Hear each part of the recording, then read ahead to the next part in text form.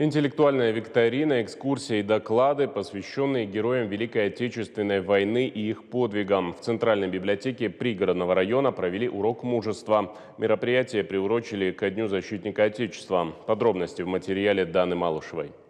Историю России на уроке мужества школьники изучают по викторине. Кто основал наш военно-морской флот, когда Кутузов командовал русской армией и почему Суворов великий полководец. Еще больше информации в докладах. Игровой формат гораздо интереснее, говорят дети. Если они будут ходить на такие занятия и учить все то, что там говорят, они могут знать свою историю, может это стать интересно, и они станут углубленно заниматься всем вот этим. Осетинские герои и их подвиги – тема новой викторины. Еще интереснее – Исаплиев, Хаджи Умар Мамсуров, Геннадий Цоколаев. Имен много, и о каждом информацию можно найти в Центральной библиотеке пригородного района. Про нашу природу, про наши животные, про экономику, медицину. Все находится в отделе краеведения. На экскурсию в библиотеке дети из многодетных, малоимущих и неблагополучных семей с ограниченными возможностями здоровья. Есть и те, чьи родители в зоне СВО. Все они сегодня пришли для того, чтобы